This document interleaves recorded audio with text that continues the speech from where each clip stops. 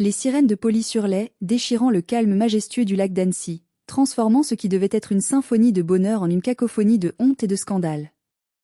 Les gyrophares bleus tournoyaient, se reflétant de manière presque psychédélique sur les murs en pierre du château du XVIIIe siècle que nous avions loué pour l'occasion. L'air, qui quelques instants plus tôt sentait la pivoine et le champagne, était maintenant saturé d'une tension électrique, presque palpable. Je me tenais là, immobile, comme pétrifié dans ma robe de mariée en dentelle de Calais, une création sur mesure qui avait nécessité des mois de travail. Mes mains serraient celles de Cyprien, mon mari, si fort que mes jointures étaient devenues blanches, dépourvues de sang. Lui, d'habitude si calme, avait la mâchoire serrée, les yeux fixés sur la scène surréaliste qui se déroulait devant nous. 3 personnes étaient escortées manu militari vers les voitures de patrouille par la sécurité privée et les gendarmes. Un homme âgé, voûté, au visage rouge brique de colère, qui se débattait comme un diable dans l'eau bénite. Une femme aux cheveux gris ébouriffés, dont le maquillage coulait en traînées noires sur ses joues, hurlant des insanités. Et une jeune femme, ma propre sœur, vêtue d'une robe blanche bon marché, une insulte ultime à ma journée, qui pleurait des larmes de crocodile en criant à l'injustice. C'était mon père, Gérard. Ma mère, Sylviane. Et ma sœur cadette, Maëva. Floriane, espèce d'ingrate, hurlait ma mère, sa voix perçante couvrant le bruit des radios de police. Comment peux-tu faire ça à ta propre famille, à ton propre sang? On t'a donné la vie, on t'a tout sacrifié. Tu n'es qu'un monstre égoïste.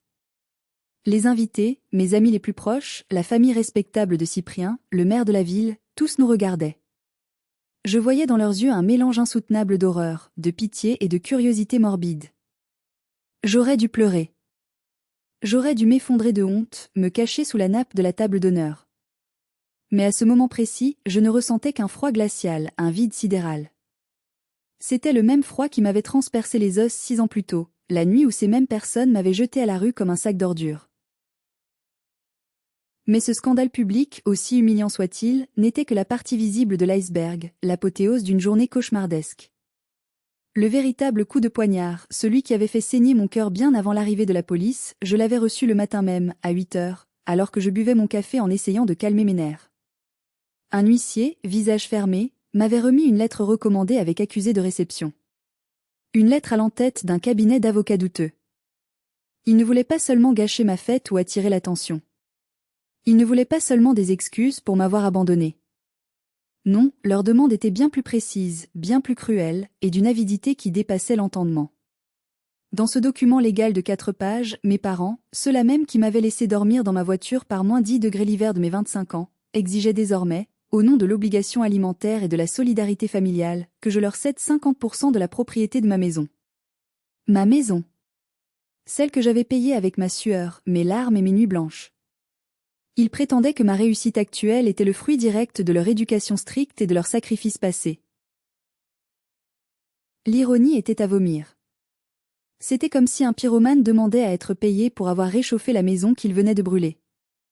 Avant de vous raconter comment nous en sommes arrivés à cette folie absolue, comment une famille peut se détruire par avarice, favoritisme et méchanceté pure, j'aimerais prendre une seconde pour me connecter avec vous.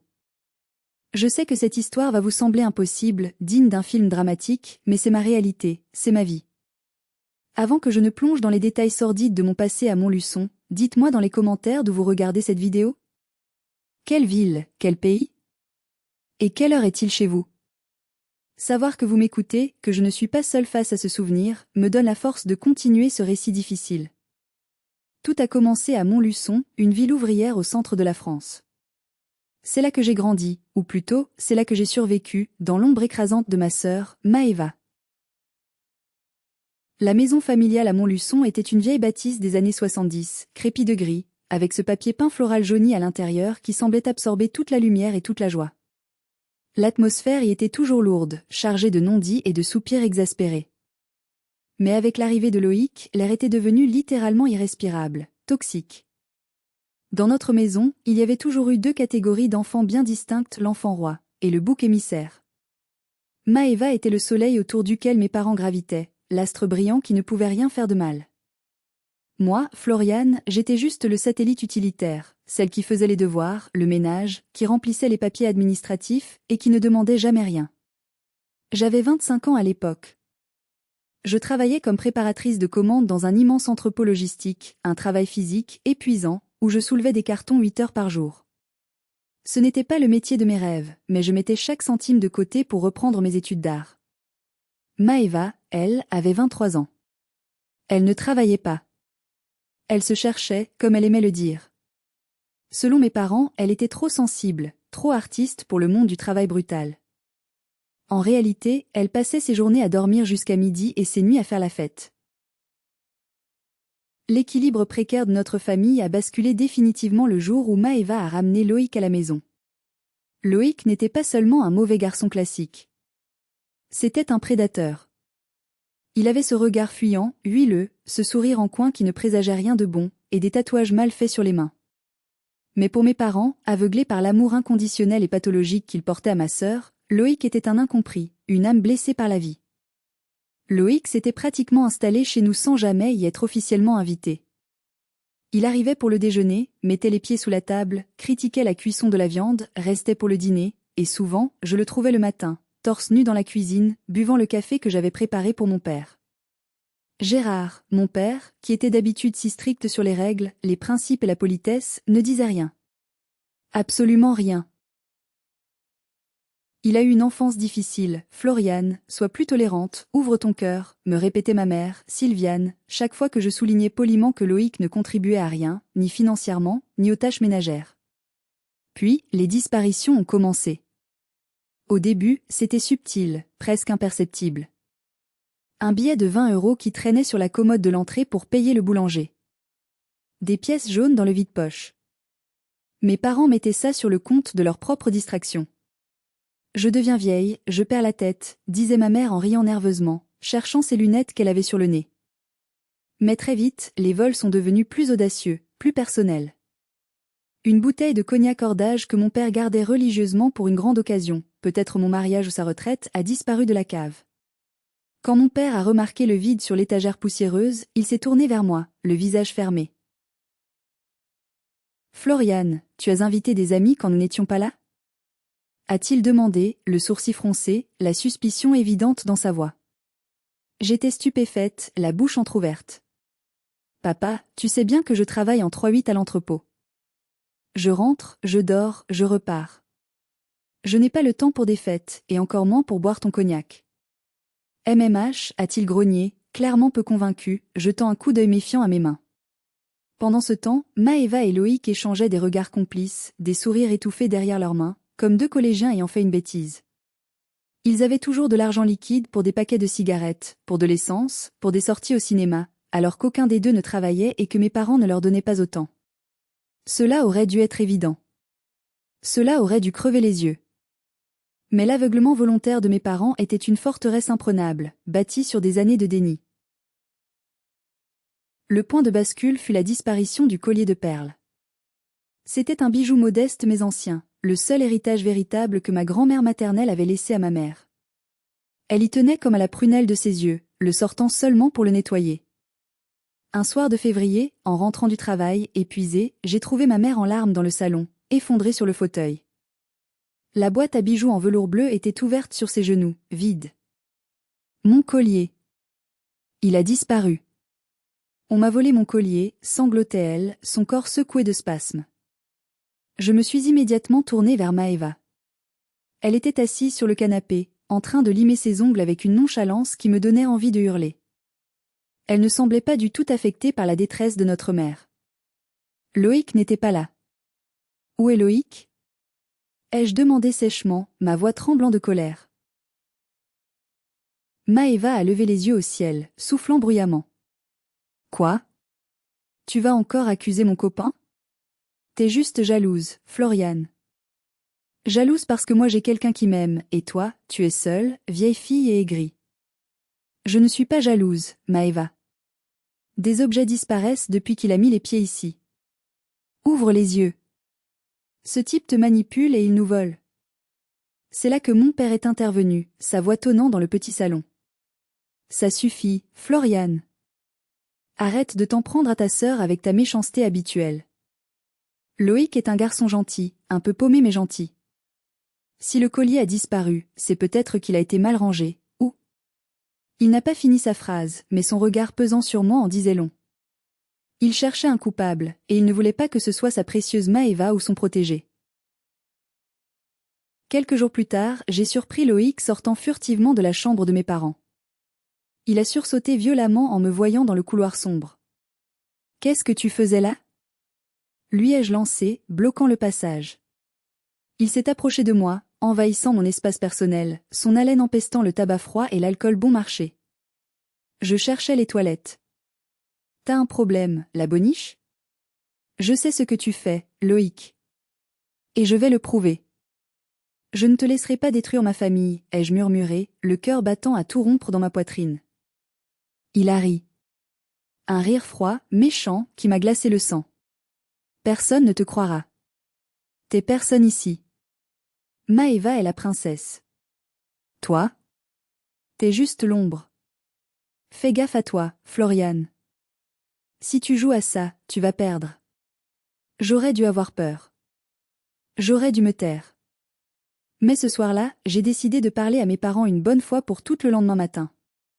Je voulais sauver ma famille de ce parasite. Je ne savais pas que ma tentative de vérité allait sceller mon destin. Maëva, sentant le danger, avait déjà préparé son coup. Elle n'allait pas attendre que je parle. Elle allait frapper la première, et elle allait frapper pour tuer.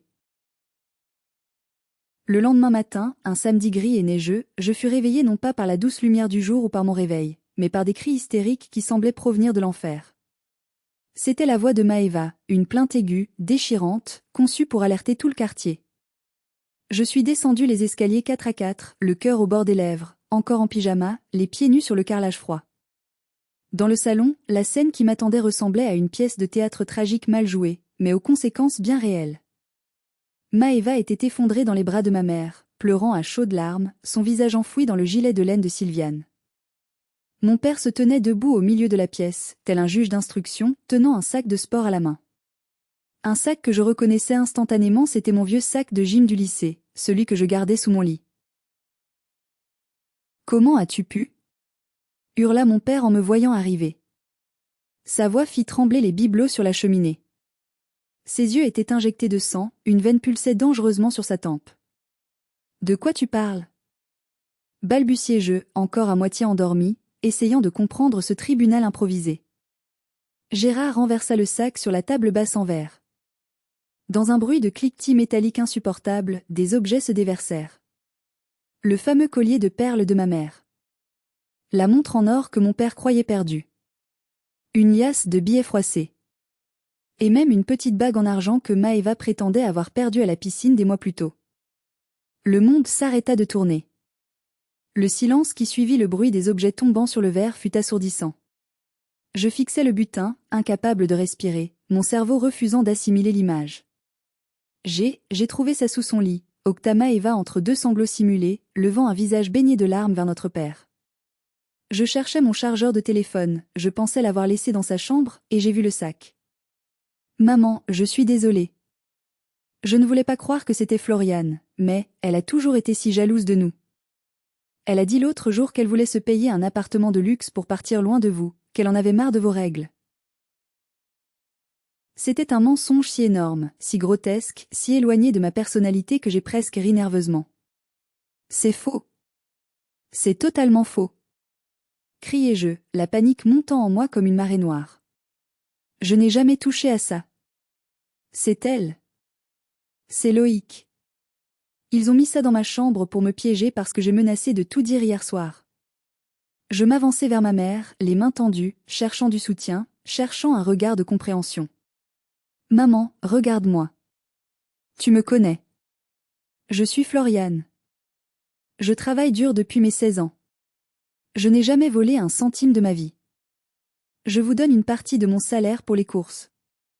Pourquoi je volerais tes bijoux ? Sylviane détourna le regard, serrant Maëva plus fort contre elle, comme pour la protéger d'une maladie contagieuse. Les preuves sont là, Floriane. Sous ton lit. Dans ta chambre. Sa voix était froide, tranchante, dénuée de toute affection maternelle. Tu es une voleuse. Tu as volé ta propre famille. Tu as profité de notre confiance. Non. C'est une mise en scène. C'est Loïc. Insistai-je, ma voix montant dans les aigus. C'est alors que mon père s'approcha de moi. Je n'eus pas le temps de reculer.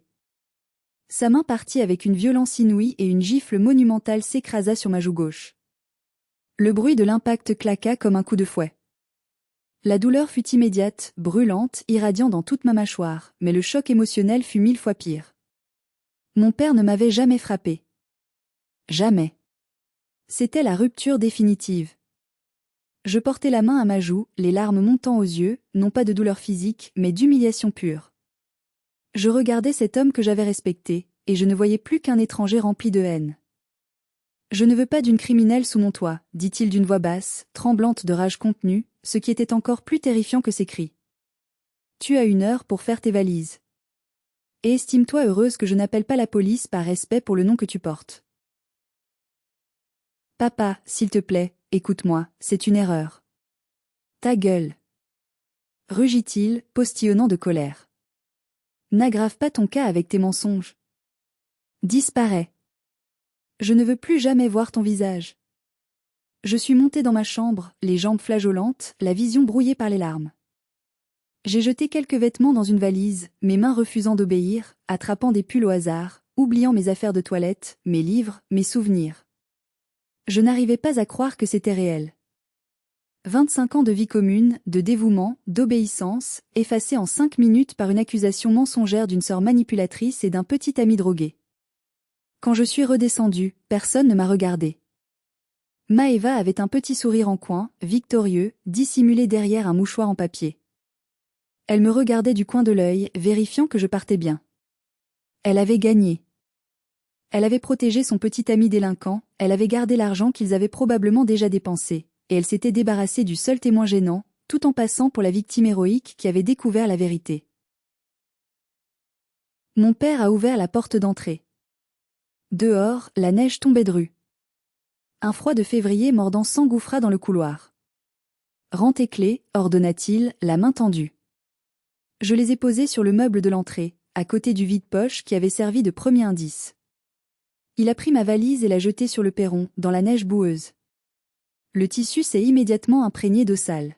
« Ne reviens jamais. Tu es morte pour nous. Oublie que tu as une famille. » La porte a claqué. Le bruit sec de la serrure qui se verrouille a été le son le plus définitif, le plus violent de ma vie. Je me suis retrouvée seule, dans le froid, sans manteau chaud car je l'avais oublié dans la précipitation, sans endroit où aller, marqué au fer rouge par l'injustice. C'est le moment précis où ma vie a basculé dans le néant. J'étais innocente, mais condamnée par ceux qui auraient dû me protéger envers et contre tout. Mettez-vous à ma place un instant, je vous en supplie. Si votre famille, votre sang, vous trahissait de cette manière aussi brutale, que feriez-vous ? Auriez-vous essayé de forcer la porte pour vous expliquer, de crier à la fenêtre, ou seriez-vous parti comme moi, la dignité en miettes mais la tête haute pour ne pas leur donner le plaisir de vous voir supplier ? Dites-le moi en commentaire. Votre avis m'intéresse vraiment, car j'ai souvent douté de ma réaction ce jour-là.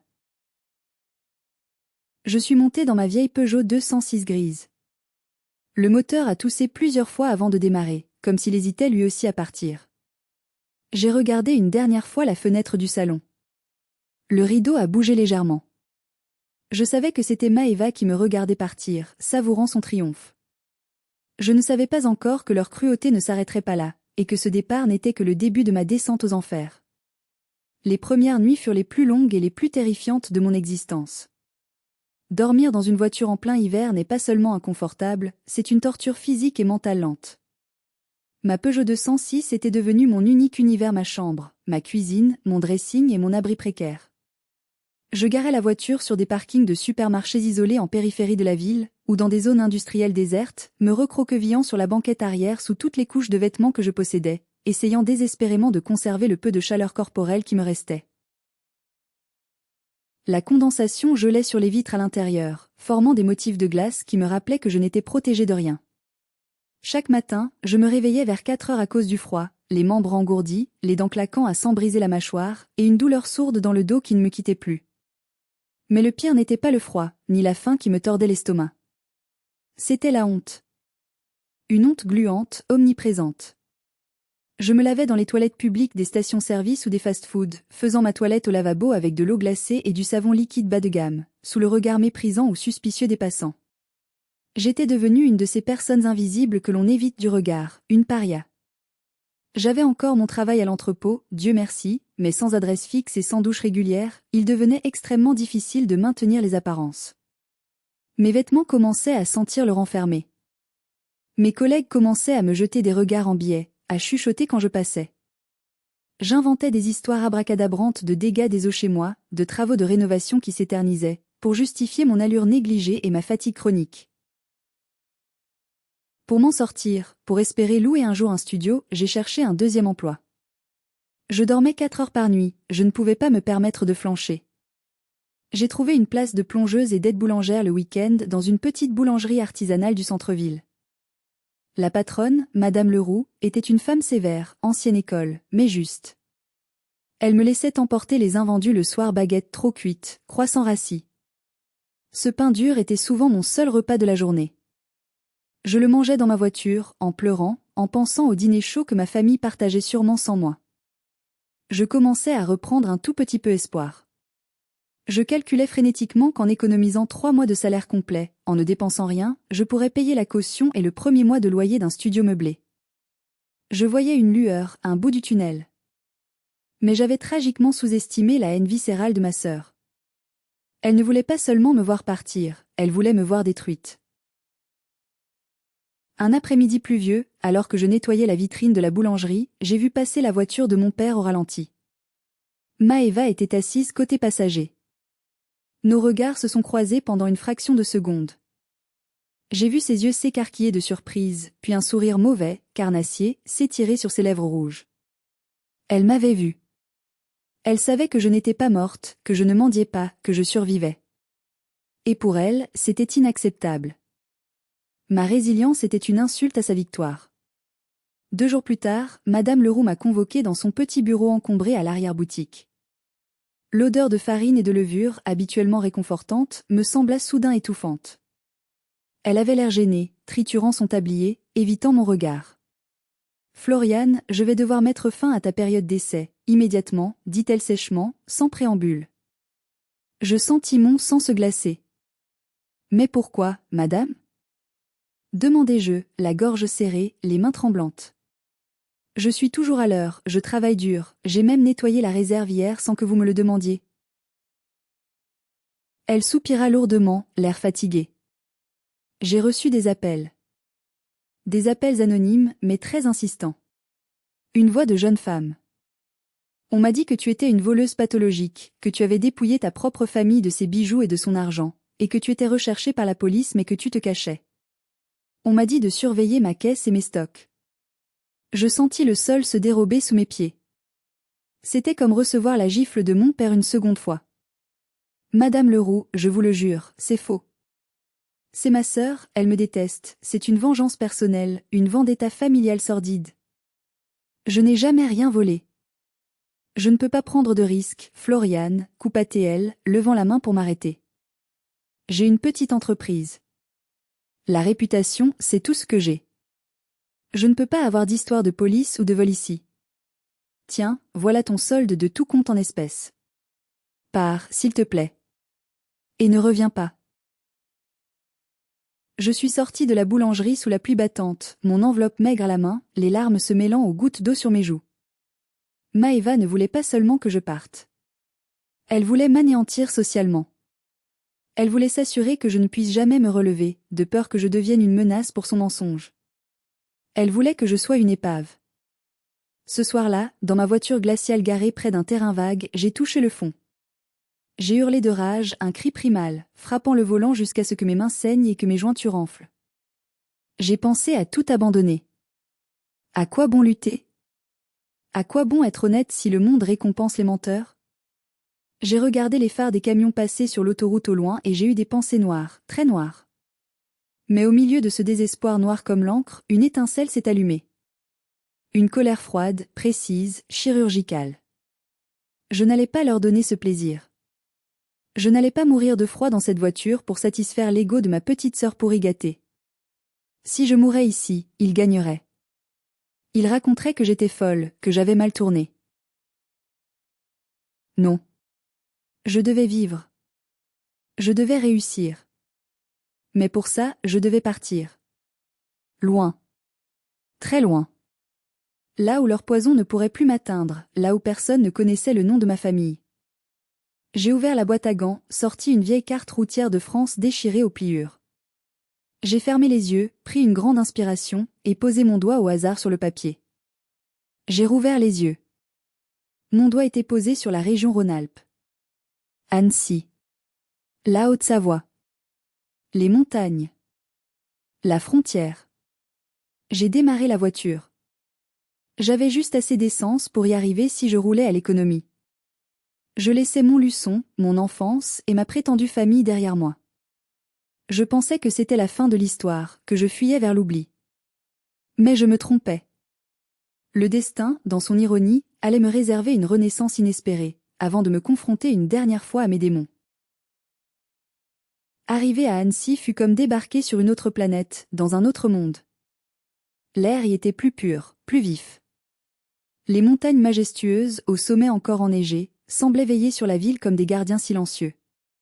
Et le lac, cette étendue d'eau turquoise, cristalline, avait quelque chose d'apaisant, de purifiant, qui contrastait violemment avec la grisaille industrielle de mon passé. Mais la beauté du paysage ne remplissait pas l'estomac et ne chauffait pas l'habitacle d'une voiture. J'ai dormi dans ma 206 pendant encore 3 semaines interminables, me garant près des campings pour utiliser leur douche discrètement, ou me lavant dans le lac à l'aube quand personne ne regardait. Je cherchais du travail partout, frappant à toutes les portes, prête à tout accepter, du ménage à la plonge. Un jour, errant dans les vieilles rues pavées de la ville, je suis passé devant un vieil atelier artisanal, une échoppe qui semblait hors du temps. L'enseigne en bois peint indiquait céramique et restauration fort. À travers la vitrine poussiéreuse, j'ai vu un vieil homme aux cheveux blancs en bataille, penché sur une table, peignant minutieusement une assiette cassée avec un pinceau fin comme un cheveu. Fasciné, je suis resté planté là, le nez collé à la vitre. J'avais toujours aimé les travaux manuels, la précision, le calme. C'était la seule chose que ma mère ne critiquait pas quand j'étais petite, mes mains habiles. L'homme a levé les yeux, a ajusté ses lunettes loupe, m'a vu, et au lieu de me chasser comme une vagabonde, il m'a fait signe d'entrer. C'était Monsieur Faure. Il a vu au-delà de mes vêtements froissés, de mes cheveux ternes et de mes cernes profonds. Il a vu la détresse dans mes yeux, mais il a aussi vu l'envie, la curiosité. Tu cherches du travail ou tu cherches juste à te réchauffer, gamine ? A-t-il demandé avec une voix bourrue, rocailleuse, mais des yeux rieurs et bienveillants.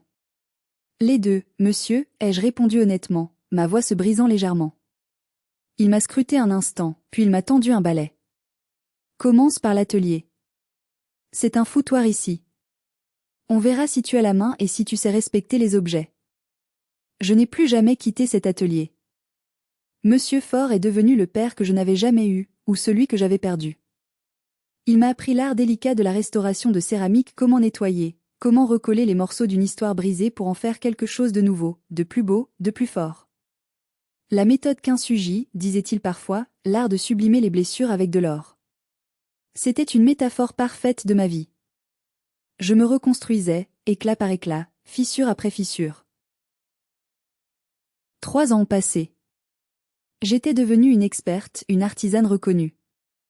Je gagnais bien ma vie, les clients fortunés d'Annecy et de Genève nous confiaient des pièces inestimables. Je louais un joli appartement lumineux avec vue sur le canal du Thiou. J'avais effacé Montluçon de ma mémoire quotidienne, ou du moins, j'essayais de toutes mes forces. C'est là, dans cet atelier imprégné d'odeurs de térébenthine et d'argile, que j'ai rencontré Cyprien. Il est entré un mardi pluvieux de novembre. Il était architecte paysagiste, un homme grand, avec un sourire timide qui illuminait son visage et des mains abîmées par la terre, comme les miennes. Il venait faire restaurer un vase galéancien pour l'anniversaire de sa mère. Nous avons discuté pendant 1 heure, non pas du vase, mais de la lumière, des textures, de la patience. Puis il est revenu la semaine suivante pour voir l'avancement. Et celle d'après. Notre amour n'a pas été un coup de foudre explosif comme dans les films, mais une construction lente, solide et durable, comme la cuisson d'une poterie au four. Cyprien était doux, à l'écoute, incroyablement stable. Et surtout, il avait une famille aimante, soudée, normale, sans drame. Quand il m'a présenté à ses parents et à sa sœur, Garance, j'étais terrifiée, l'estomac noué. J'avais peur d'être rejetée, peur qu'il voie en moi la fille brisée qui avait dormi dans une voiture. Mais ils m'ont accueillie à bras ouverts, avec chaleur et simplicité.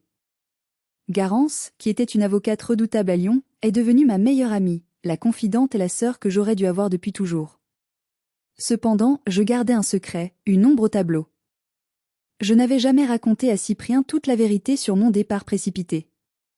Je lui avais dit que je n'avais plus de contact avec ma famille, que c'était compliqué, que nous nous étions éloignés. J'avais trop honte d'avouer que j'avais été accusée de vol, traitée de criminelle, que j'avais été SDF. J'avais peur qu'il me juge, qu'une petite voix en lui pense s'il n'y a pas de fumée sans feu. 5 ans après mon départ de l'enfer, Cyprien m'a demandé en mariage au bord du lac, lors d'un coucher de soleil flamboyant. J'ai dit oui en pleurant de joie, incapable de croire à ma chance. Nous avons acheté une magnifique maison traditionnelle savoyarde à rénover sur les hauteurs d'Annecy-le-Vieux. La vie était parfaite. J'étais riche d'amour, de sécurité, et oui, financièrement très à l'aise grâce à mon travail acharné et à la réussite de Cyprien. Mais le passé a cette fâcheuse habitude, presque perverse, de remonter à la surface quand on s'y attend le moins, quand on baisse la garde. Tout a basculé lors d'un voyage professionnel à Lyon pour une exposition. J'ai croisé par pur hasard, au détour d'une allée, ma tante Muriel, la sœur de mon père. La seule personne de cette famille maudite qui avait toujours été un peu gentille avec moi. Elle m'a reconnue malgré mes vêtements élégants, ma confiance en moi et ma nouvelle coupe de cheveux. Nous avons pris un café, mes mains tremblaient autour de la tasse. Elle me regardait comme si elle voyait un fantôme. Floriane. Dieu merci, tu vas bien. Tes parents, ils disent à tout le monde à Montluçon que tu as fui avec un dealer, que tu as mal tourné. J'ai ri jaune, un rire amer. C'est leur version pour sauver la face. Floriane, il faut que tu saches, dit-elle en baissant la voix, se penchant vers moi. Ils savent. Ils savent que tu es innocente. Ils le savent depuis le début. Je me suis figée, le souffle coupé. Quoi? Que veux-tu dire? Muriel soupira, l'air accablé. 2 semaines après ton départ, Loïc a été arrêté pour un gros trafic de stupéfiants. La police a perquisitionné la maison de tes parents. Ils ont trouvé des preuves accablantes dans la chambre de Maëva. Elle stockait la marchandise pour lui. Loïc a tout avoué en garde à vue, y compris les vols dans la maison, le cognac, le collier, tout ça pour payer ses dettes de jeu et sa consommation. Et mes parents? Balbutiai-je. Ils ont paniqué. Ils ont payé un avocat très cher, un ténor du barreau, pour que Maëva n'aille pas en prison. Ils ont tout fait pour étouffer l'affaire, pour sauver leur réputation dans le quartier. Ils savaient que c'était Loïc et Maëva qui avaient volé le collier. Ils savaient que tu n'avais rien fait, que tu étais la victime. Pourquoi ne m'ont-ils pas appelé? Pourquoi ne m'ont-ils pas cherché? Pourquoi ne m'ont-ils pas demandé de revenir? Ai-je murmuré, les larmes chaudes coulant sur mes joues. Parce que Gérard est trop fier. Admettre ton innocence revenait à admettre qu'ils avaient tort, qu'ils avaient commis une injustice monstrueuse, et que leur petite princesse Maëva était une délinquante complice. Ils ont préféré te sacrifier, te laisser dans la nature, plutôt que de ternir l'image de la famille parfaite et d'avouer leur erreur. Cette révélation a transformé ma tristesse résiduelle en une haine pure, incandescente, volcanique. Ils savaient. Ils m'avaient laissé dormir dans la rue, ils m'avaient laissé perdre mon emploi, alors qu'ils connaissaient la vérité. Ce n'était plus de l'injustice ou de l'aveuglement, c'était de la malveillance pure, calculée. C'était impardonnable. Je suis rentrée à Annecy dans un état second, conduisant machinalement, la rage bouillonnant dans mes veines. J'ai tout raconté à Cyprien dès mon arrivée. Pour la première fois, je n'ai rien caché, pas le moindre détail sordide. La voiture glaciale, la faim, l'accusation, la honte et la terrible révélation de tante Muriel. Cyprien m'a écouté sans m'interrompre, son visage passant de la surprise à l'horreur, puis à une colère froide. Quand j'ai fini, il m'a prise dans ses bras, me serrant si fort que j'ai cru qu'il voulait me fusionner à lui. Il a pleuré avec moi. Ils ne t'approcheront plus jamais, m'a-t-il promis, sa voix vibrant contre ma poitrine. Tu es ma famille maintenant. Il n'existe plus. Garance, mise au courant, était furieuse avec son esprit d'avocate. C'est monstrueux.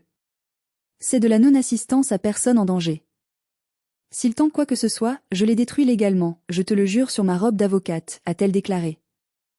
Nous pensions être en sécurité, protégés par la distance et le silence. Mais tante Muriel, dans sa naïveté touchante mais catastrophique, avait posté une photo de nous deux au café sur son Facebook, avec la légende tellement heureuse d'avoir retrouvé ma nièce Floriane, future mariée radieuse à Annecy. Une belle vie l'attend. Elle n'avait pas pensé à bloquer mes parents. Elle pensait peut-être naïvement que cela les adoucirait. Le lendemain, mon téléphone, dont j'avais gardé le numéro par superstition ou par oubli, a vibré. Une erreur fatale. Un numéro inconnu. Puis un autre. Puis une avalanche de messages sur Messenger. C'était Maëva. Salut sœurette. Ça fait un bail. Tante Muriel a dit que tu te mariais? Félicitations. On a vu les photos de ta maison sur le profil de ton mec, ça a l'air grand, dis donc. Papa et maman seraient ravis de te revoir. Le passé c'est le passé, non? On était jeunes. Bisous. Je relisais le message, incrédule. Aucune excuse. Aucun remords. Juste une observation matérialiste sur la taille de ma maison et une minimisation abjecte de ce qu'il m'avait fait subir. On était jeunes? J'avais dormi dehors. Puis, un message de ma mère, plus manipulateur encore Floriane, ma fille, Dieu soit loué. Nous avons tant prié pour toi. Nous sommes vieux et fatigués maintenant, la santé de ton père décline. La famille doit se réunir, c'est sacré. Nous viendrons te voir pour le mariage. J'ai bloqué les numéros immédiatement, les mains tremblantes. Mais ils ont continué. Ils étaient comme une hydre à qui on coupe une tête. Ils ont créé de faux comptes. Ils ont contacté Cyprien via son site professionnel d'architecte. Ils ont même appelé l'atelier de Monsieur Faure en se faisant passer pour des clients. Ils répandaient des rumeurs infectes à Montluçon, disant que j'étais devenue une parvenue riche et égoïste qui laissait ses pauvres parents âgés mourir de faim. La réalité était bien plus sordide et pathétique. J'ai appris par Muriel que mes parents avaient tout perdu. Ils avaient vendu la maison familiale, celle dont j'avais été chassée, pour payer les dettes colossales de Maëva, qui continuait à vivre au-dessus de ses moyens, à acheter des vêtements de marque et à fréquenter des types louches. Ils vivaient maintenant dans un petit HLM humide, aigri, endetté jusqu'au cou. Pour eux, je n'étais pas une fille retrouvée, un enfant prodigue. J'étais un ticket de loterie gagnant. J'étais leur plan retraite, leur bouée de sauvetage financière. La pression montait de jour en jour.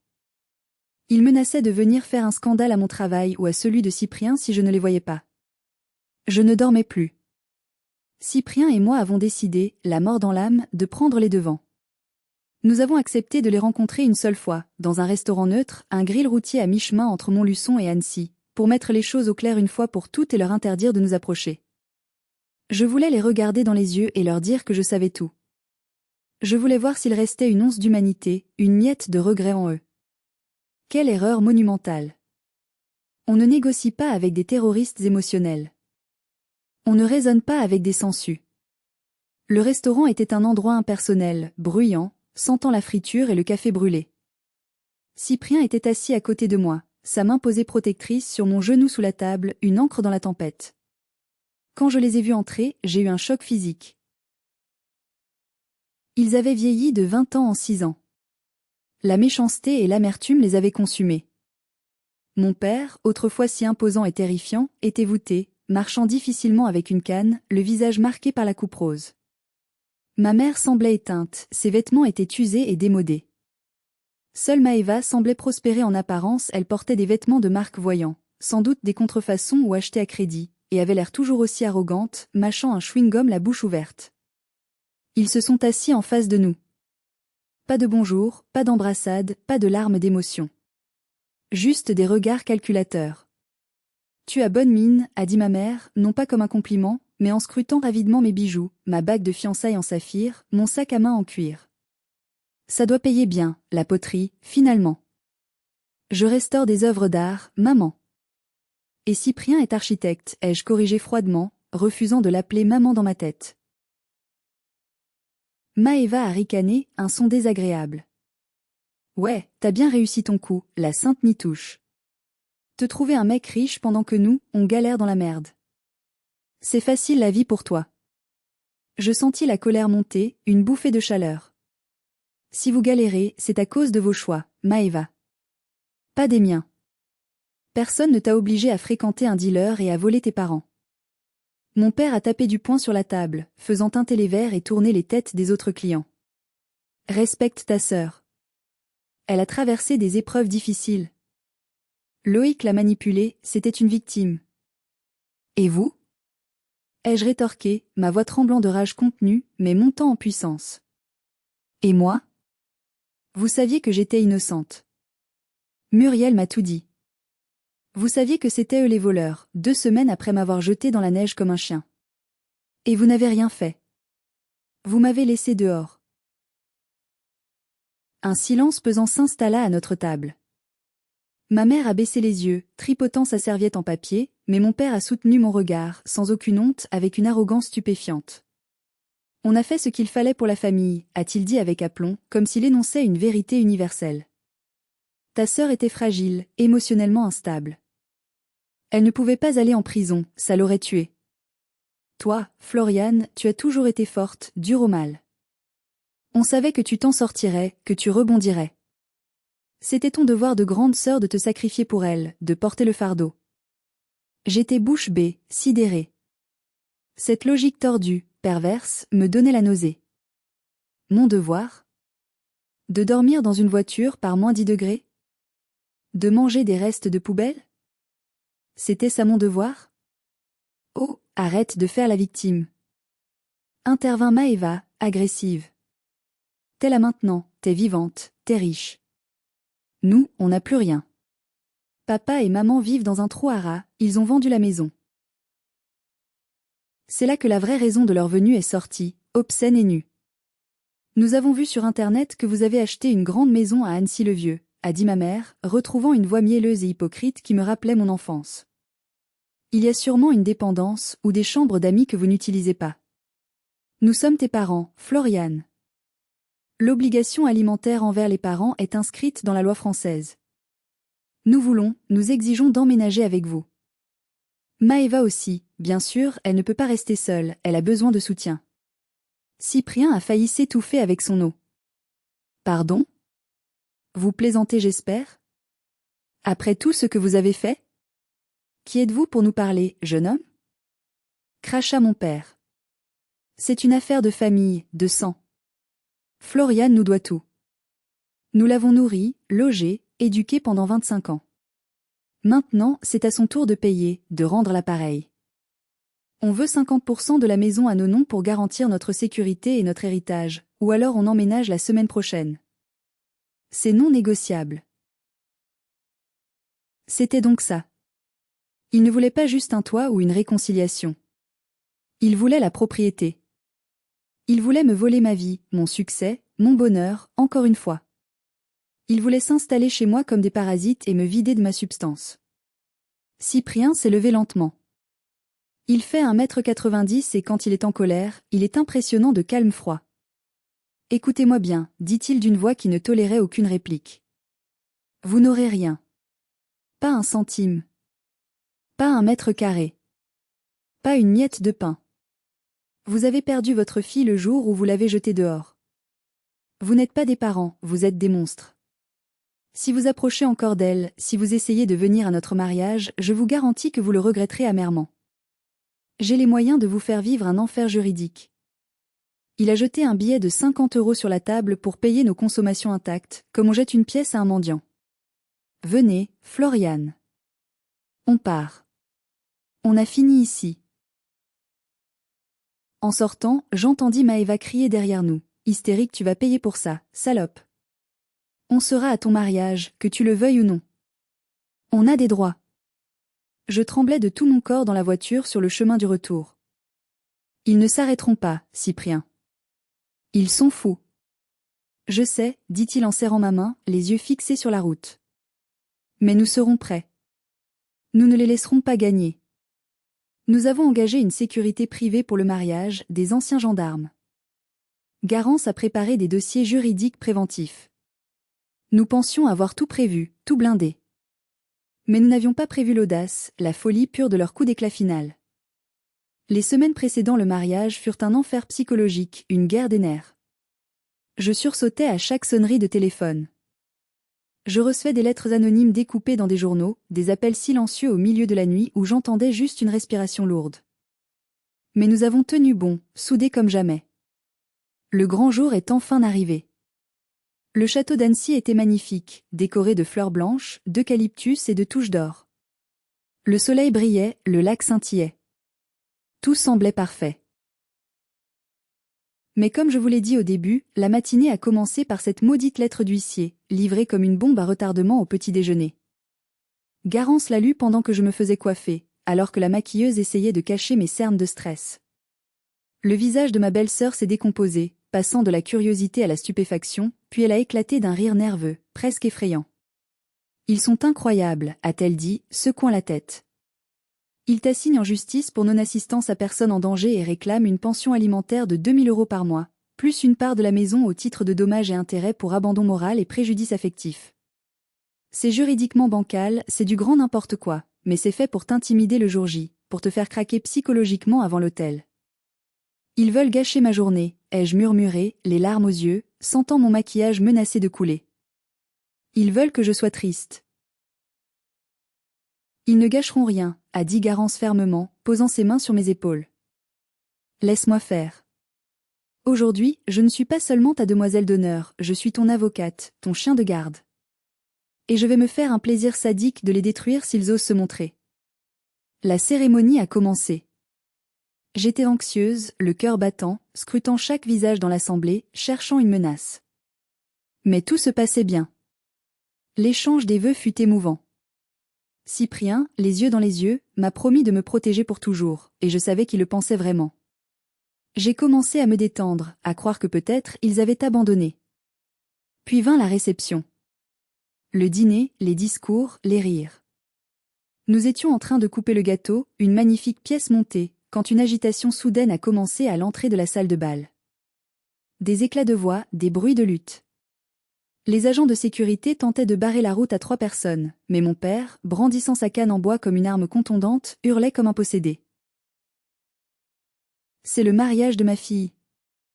J'ai le droit d'entrer. Je suis le père.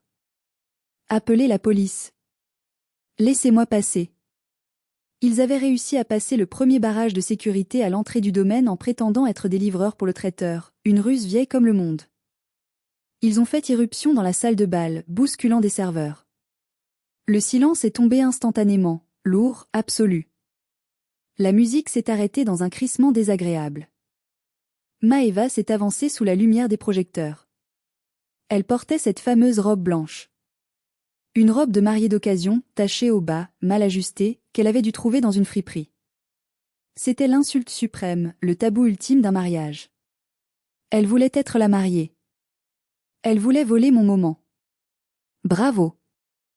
A crié Maëva en applaudissant lentement, un son qui claquait dans le silence. Bravo la petite sainte! Tu te goinfres de gâteaux et de champagne pendant que tes parents crèvent de faim? Tu n'as pas honte? Mon père s'est avancé derrière elle, repoussant violemment un serveur qui essayait de s'interposer. Il a sorti un papier froissé de sa poche, le même genre de contrat délirant que j'avais reçu le matin. Signe ça, Floriane. A-t-il aboyé, sa voix résonnant contre les murs de pierre. Signe que tu vas prendre soin de nous, que tu cèdes 50% de la maison, et on te laisse tranquille avec tes nouveaux amis riches. Sinon, on reste ici, on s'assoit, et on raconte à tout ce beau monde, à tous ces gens respectables, comment tu as abandonné ta famille handicapée et malade. On dira tout. C'était du chantage pur et simple.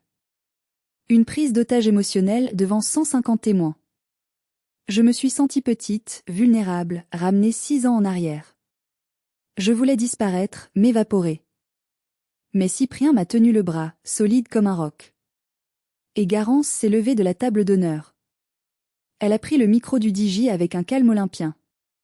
Sa voix a résonné dans la salle, amplifiée, autoritaire, glaciale. Mesdames et messieurs, a-t-elle dit. Puisque monsieur et madame désirent que tout le monde sache la vérité, nous allons la leur donner. Intégralement. Garance s'est avancée vers eux, micro en main, telle une déesse de la justice antique, ses talons claquant sur le parquet ciré. Elle n'avait pas peur. Elle était dans son élément. Vous parlez d'abandon? A-t-elle commencé, sa voix projetée clairement dans toute la salle. Parlons du 12 février 2018. Le jour où vous avez mis votre fille aînée dehors par -10 degrés, sous la neige, sans manteau, sans argent, pour un vol commis par votre autre fille, Maeva, ici présente. Un murmure d'indignation parcourut la salle comme une onde de choc. Maeva devint rouge écarlate, ses yeux lançant des éclairs. C'est faux. Elle ment. C'est une manipulatrice.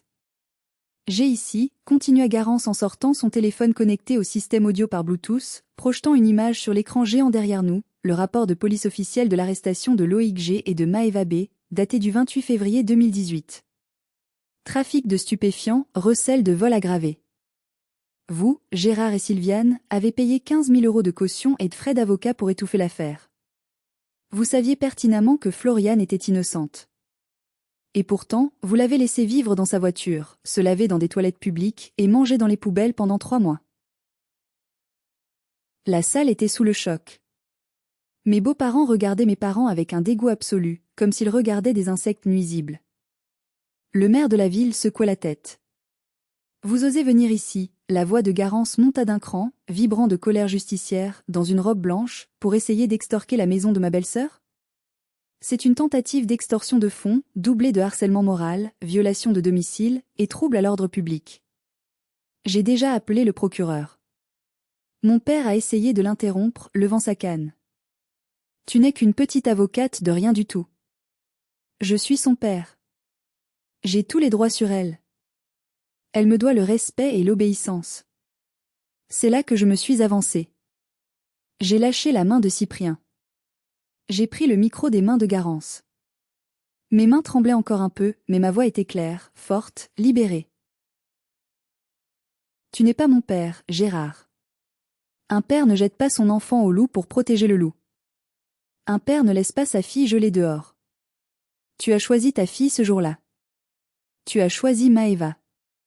Tu as choisi le mensonge. Garde-la. Je ne vous dois rien. Pas un centime. Pas un regard. Pas une larme. Sortez de ma vie. Définitivement. Tu vas le regretter. A hurlé ma mère, se jetant presque sur moi, les ongles en avant, retenue in extremis par un agent de sécurité massif. On va te traîner en justice. On te prendra tout. Tu finiras seul.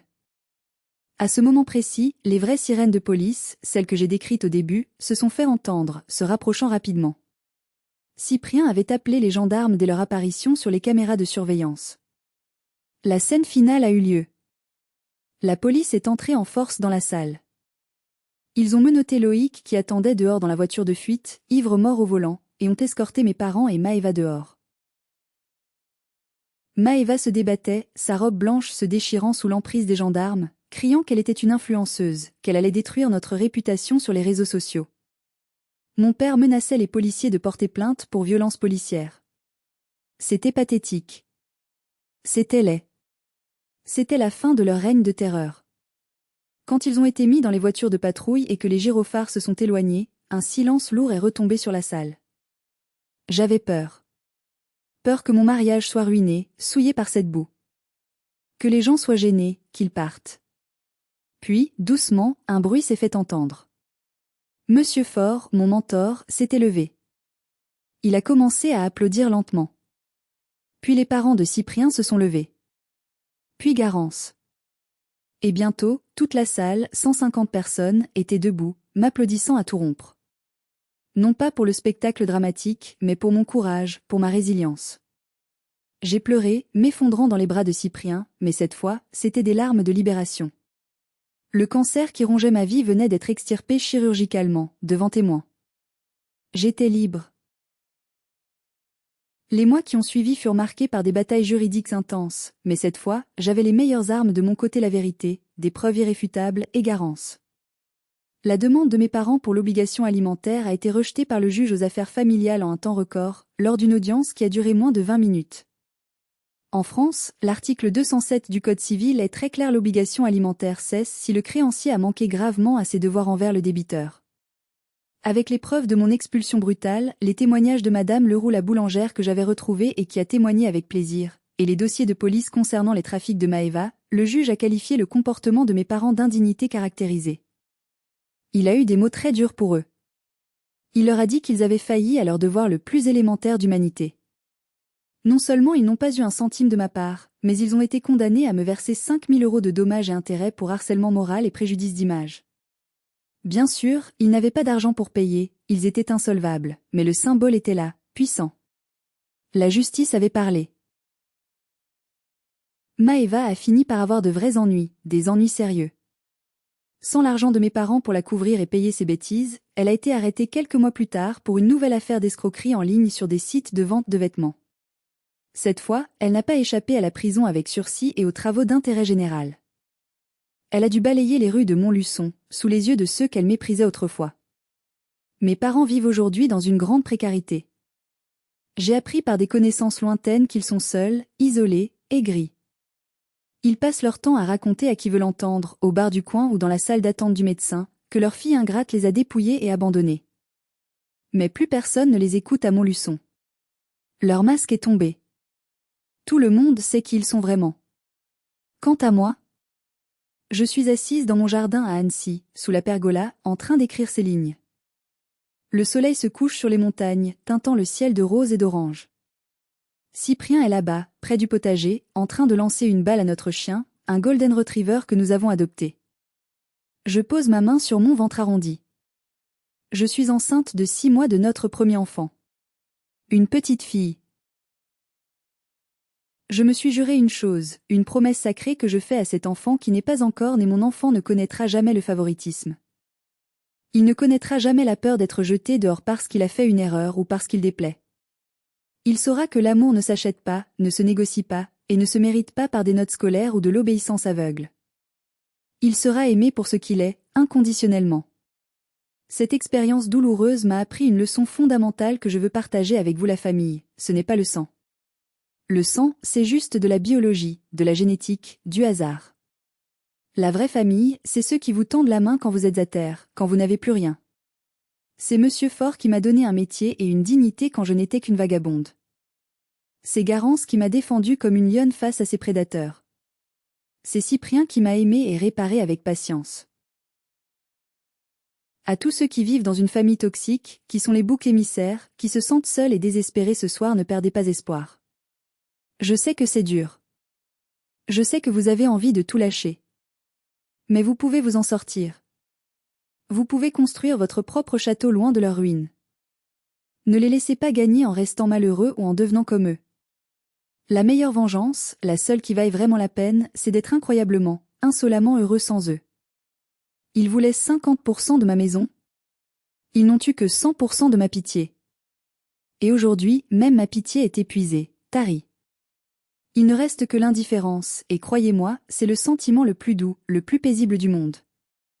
Merci d'avoir écouté mon histoire jusqu'au bout. C'était difficile à revivre, à écrire, mais c'était nécessaire pour tourner la page définitivement. Si cette histoire vous a touché, ou si vous avez vous-même vécu une rupture familiale ou une injustice, mettez un j'aime et partagez cette vidéo. Cela aide énormément la chaîne à faire connaître ces histoires. Et surtout, abonnez-vous pour ne pas rater les prochains récits.